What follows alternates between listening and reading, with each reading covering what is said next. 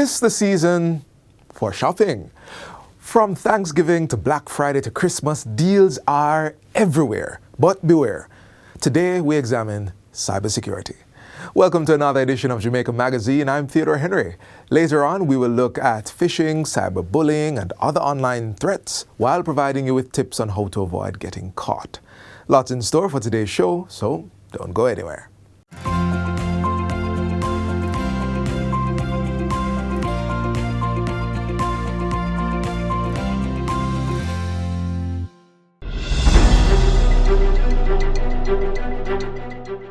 Every Jamaican has the right to know what is happening in Parliament, to know when new laws are being passed, and to give their opinions on legislation before either house.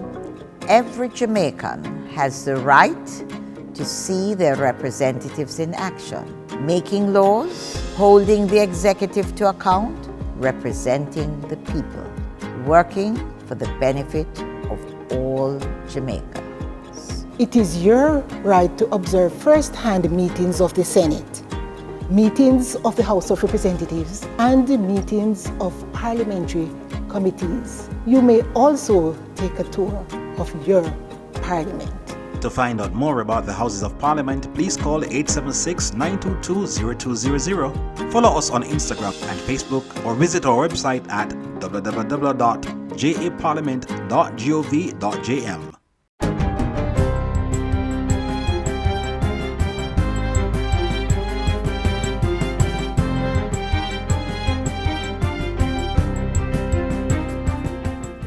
Good day, I'm Stephen McHugh, and this is your JIS News for Monday, November 28, 2022.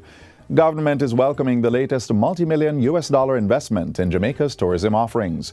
Prime Minister Andrew Holness and Tourism Minister Edmund Bartlett were on hand for last Friday's groundbreaking for the boutique resort development Unico in Lilliput, St. James.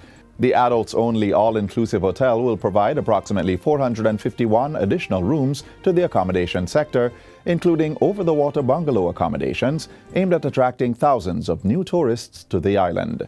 The Spanish resort's construction will employ over 1,000 local skilled laborers and create more than 600 new permanent jobs in the tourism sector. The project is the first of a series of program developments for owners, the RCD Hotels and AIC Hotel Group, which will also be partnering with the government to provide housing solutions for their workers. We are also very much pleased to hear that you come to Jamaica with a social consciousness about housing for those 600 plus tourism workers. If we are truly interested in building an excellent product, then we must not only build rooms for visitors, we also have to build rooms for the workers. And the government has a key role to play in ensuring that we have houses. Still in the West, 5 units built under the new social housing program, NSHP, have been handed over to families in several communities across St. James. Prime Minister Andrew Holness presented the keys to beneficiaries in Norwood, Salt Spring, Lottery, and Canaan on Friday. The houses include 3 3-bedroom units, a 2-bedroom unit, and a 1-bedroom dwelling. Mr. Holness says these and others reflect transparency in the selection process of NSHP beneficiaries.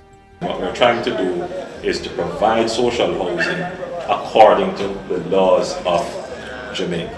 So I want to assure Jamaica that there is no favoritism, skullduggery, or any favoritism or cronyism being applied in the distribution of these houses. Friday's presentations marked the delivery of 119 houses under the NSHP program. The initiative aims to improve the living conditions of Jamaica's most vulnerable citizens by providing quality, affordable, and sustainable housing. The Black River Hospital in St. Elizabeth has received a donation of much-needed equipment valued at over $23,000. The equipment was handed over last week by Parity Enrichment Project, PEP Inc., a United States-based nonprofit organization. They include 33 beds, 2 stretchers, 1 physician scale, and 1 medical examination table. The Parity Enrichment Project focuses on enhancing the community of Parity and its environs in St. Elizabeth. It was registered in 2020. The states of public emergency SOEs recently established in 7 parishes will come to an end tomorrow, having failed to secure the votes needed for an extension in the Senate last Friday. Extension of the SOEs was being sought for an additional 46 days for the entire parishes of Westmoreland, St. James, Hanover, Clarendon, and St. Catherine, and all police divisions in Kingston and St. Andrew, with the exception of St. Andrew Central and North. However, Friday's vote in the Senate fell short by 1, as all 13 government senators voted yes, while all 8 opposition senators voted against the extension. Expressing disappointment at the outcome, Prime Minister Andrew Holness asserts that there is no question as to the effectiveness of the crime prevention measure. Contrary to what they have tried to position in the minds of Jamaicans, the state of public emergency is constitutional and no court has ruled otherwise. And therefore, the tool is lawful and it is effective. Mr. Holness, who was addressing a function in St. James, says this should have been considered in the senator's decision, as well as the reality that the SOEs save lives and improve security for citizens. And finally, Jamaica's public sector is benefiting from technical support under the Canada CARICOM Expert Deployment Mechanism, CCEDM. The aim is to develop a strong cadre of professionals who are able to drive sustainable and resilient programs as the country pursues its Vision 2030 goals. The Planning Institute of Jamaica, PIOJ, says the CCEDM provides expert consultancy for strategic development. The details were outlined by Deputy Director of External Cooperation Management and Project Development, Barbara Scott. She was speaking at a recent JIS think tank. A number of our development, or MDAs, ministries, departments, and agencies, have for quite a while required expertise which can only be accessed through consultancies, which come at a very high cost. The expertise that the CCEDM brings is on a grant-funded basis. So the government of Jamaica, the government of Canada, is bearing the cost. The CCEDM has provided support to 18 government entities and has a capacity of 60 assignments. The 4-year program was officially launched in September 2021. And that's it for JIS News Today. I'm Stephen McHugh. Thanks for watching.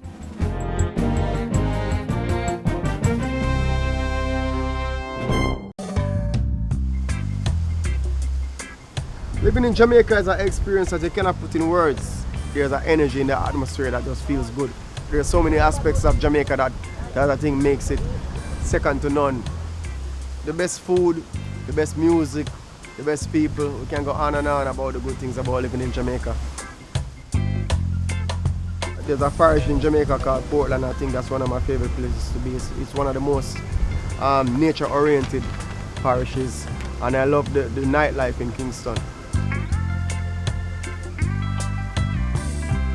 Once you come here and you get that connection with the people, that connection with the food and the music and just the lifestyle is something that you'll always remember. People should visit Jamaica because I'm sure 100% that it is the place to be on planet Earth. You need to come here and you will get an experience that you will never forget.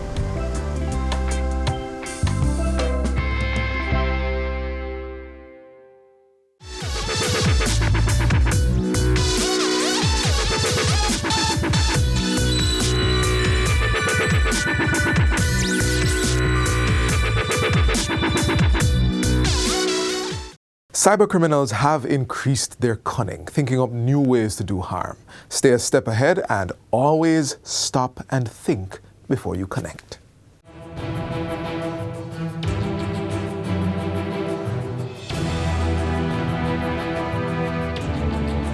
Cybercriminal activities are on the rise, affecting the lives of people worldwide, resulting in a need to increase the awareness of all citizens.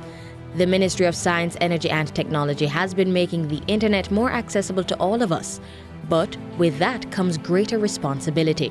As the government aggressively moves to creating the digital knowledge-based society, it is very important to ensure that citizens, businesses, everybody understands the responsibility that comes along with using technology.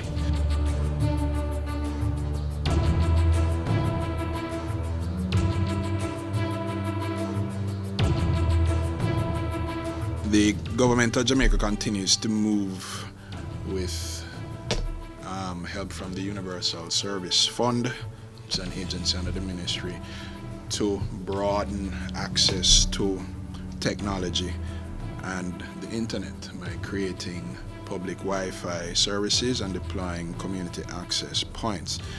This is an effort to ensure that everyone has access to the internet and cyberspace. The ever-increasing popularity of social media platforms and its dark side has prompted the Stop, Think, Connect campaign. Stop, Think, Connect brings out general safety practices, and we encourage persons to stop and think. Actually, you find at times you're going to post a selfie, for example, and you take that selfie. We encourage you to stop and think before you actually post that selfie. Is it necessary to post? Do the people really need to see this? Do I really need to post this? What effect can it have in the future? Stop, Think, Connect is not just geared towards our personal use of the internet. It should be incorporated in our work lives as well. Cybersecurity in the workplace is everyone's business. A lot of institutions worldwide, and Jamaica is not excluded from this, have been impacted by ransomware and other malware. A lot of times what we find is that it's that end user that clicked on an email link, an attachment, or went to a website that they shouldn't have. We have to make an effort now to not only educate users, but actual persons at all levels within institution to be aware of the threat that is out there. Because when an organized cybercrime is coming, it's usually targeted at critical infrastructure. Critical infrastructure such as energy, water, telecoms, and media are just some of the targeted areas.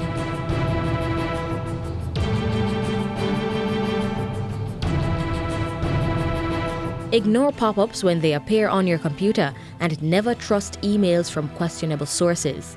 By opening any of the following, you may be giving a virus a free access pass to your devices. There are several antivirus and anti-malware software on the market. Use them.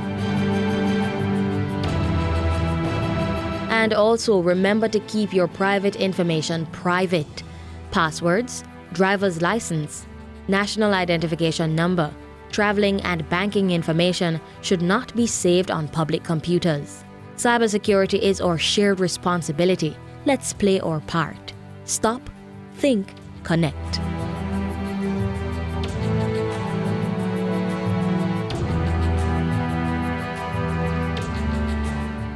Are you aware of how Jamaican adolescents use social media?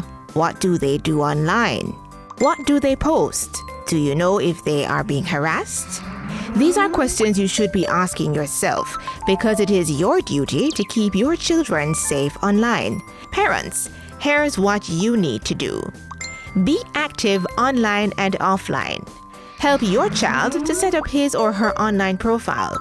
Make sure you familiarize yourself with the different social media applications that they use and set some rules. Protect our nation's children and save them from cybercriminal attacks. Next, we examine 2 case studies of cyber stalking and human trafficking. These are stories which call on us to be vigilant, online and on the streets. Vigilant not only to protect ourselves, but others as well.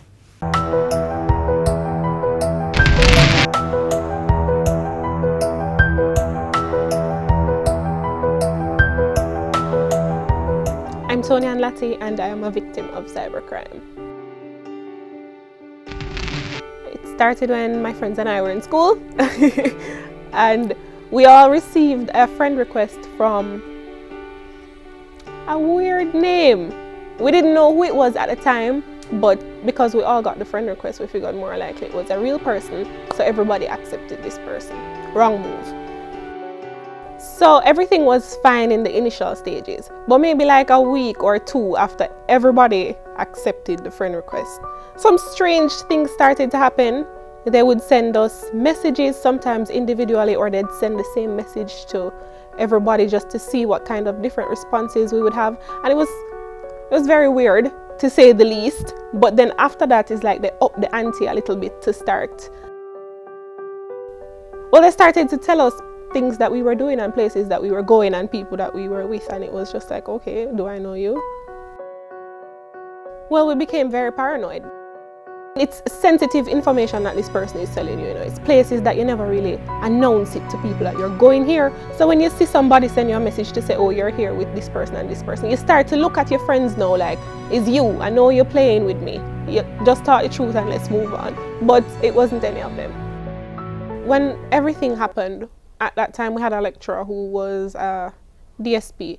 So we started to get advice from him, asking, what to do. And at that point, he told us that the best thing to do is stay as safe as possible. And so we started to leave school extra early. But we sort of just took matters into our own hands to try and find the person ourselves.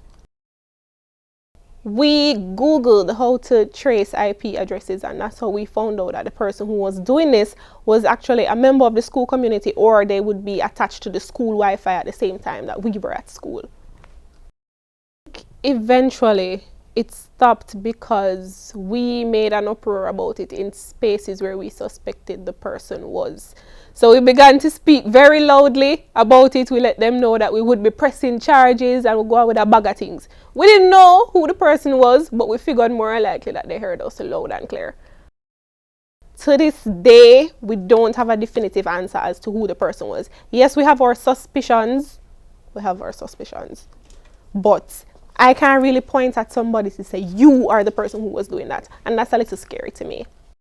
Looking back now, I think we all would have been much better off and a lot less paranoid if we kept ourselves to ourselves and only added people on social media that you know for a fact are your friends. If somebody doesn't have a profile picture, that's probably not somebody that you want to share your information with. To everybody else, I just say be very careful on social media because things and times have changed and there are some people out there with really malicious intent. So you just have to be very, very careful, be observant, be vigilant.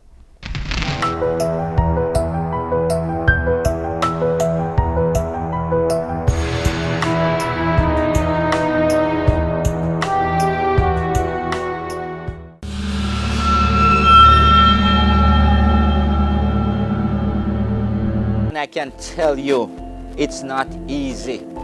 When we rescued the 21 Honduran kids, ages 13 to 15, yes, what we found was visible gunshot wounds on them, pus and flies in them. And it was real Christmas time, so we spent our Christmas that year tending to 21 kids and trying to talk to kids who could not speak English. They didn't even speak Spanish and were from Honduras. They spoke a language called Mosquito. It's an impossible language to learn. So we had to fly a private craft from Norma Manley here to Tegucigalpa in Honduras to have them sent back safely. If you know of someone who is being trafficked, call the Counter-Terrorism and Organized Crime Arm of the Jamaica Constabulary Force at 876-967-5627 or 876-967-1389.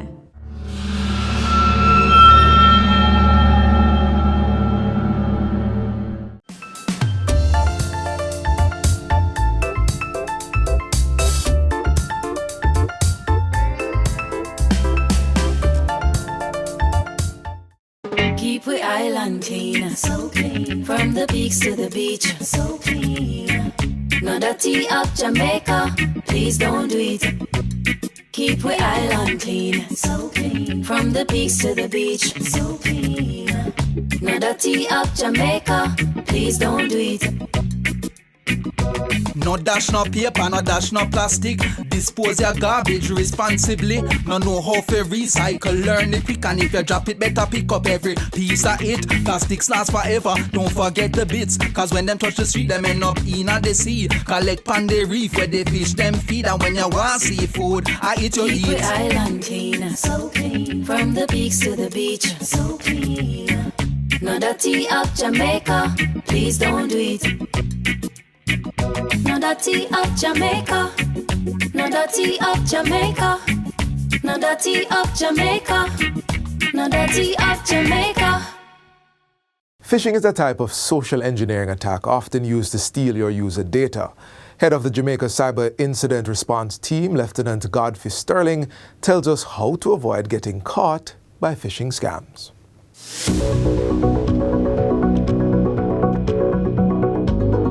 Cybersecurity trends, though ever-changing, are a constant in today's society, even more so due to the increased usage of technology to attend school, conduct meetings, carry out work tasks, and basic day-to-day necessities. There are a lot of trends out there, but as far as the online space, phishing is one of the enduring challenges out there, and the trend these days is to actually utilize COVID-19 resource sites as a platform from which to launch these attacks. They look very much like the official sites for a lot of these companies, and if you're really not wary, you will actually not realize that there are subtle changes such as misspellings, such as a graphic that is not where it should be. So phishing, what really is it?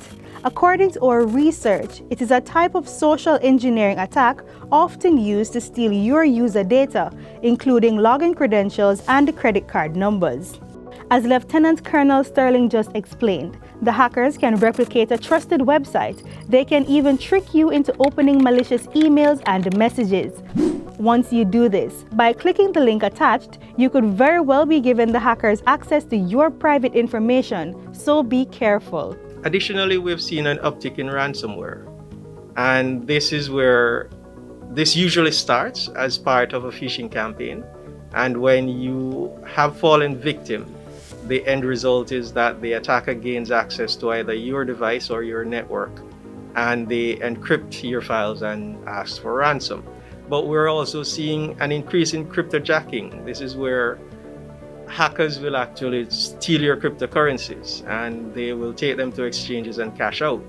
So as Jamaicans become more adept at buying cryptocurrency and supporting our own digital currency issued by the central bank, they have to be more wary of some of the pitfalls of cryptojacking online.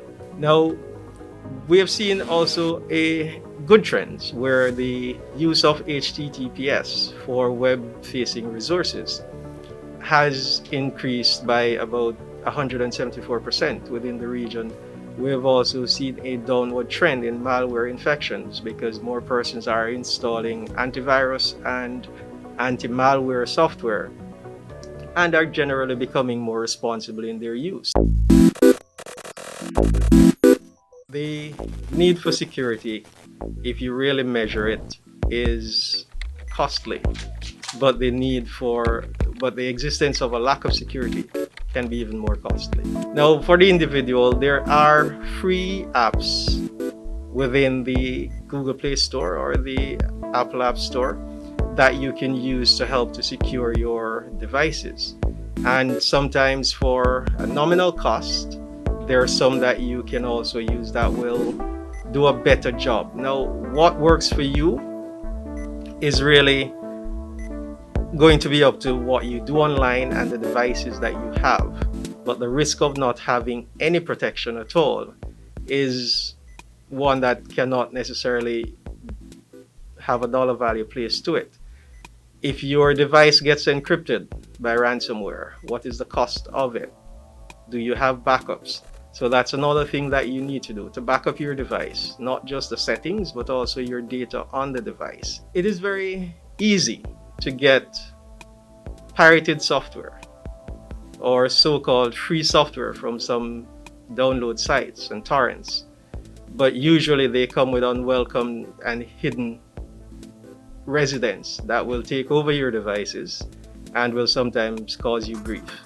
So while it does have a cost attached to it, you have to do the cost-benefit analysis. What is the cost of not having security versus having security? And I can almost assure you that when you really do it, the cost of security will work out way cheaper than not having security.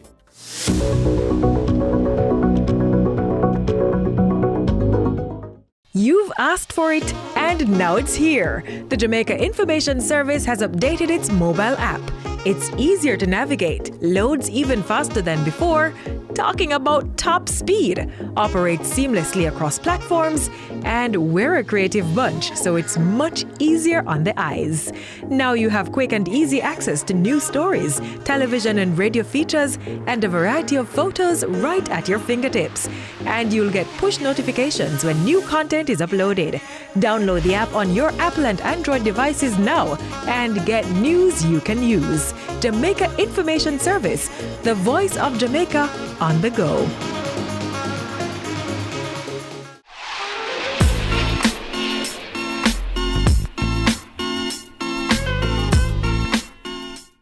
We've come to the end of our program. Get a recap of today's program by visiting our website, jis.gov.jm, and keep the lines of communication open by emailing us, Jamaica Magazine at jis.gov.jm. From all of us here at the JIS, I'm Theodore Henry. Walk good and stay safe. This has been a production of the Jamaica Information Service, the voice of Jamaica.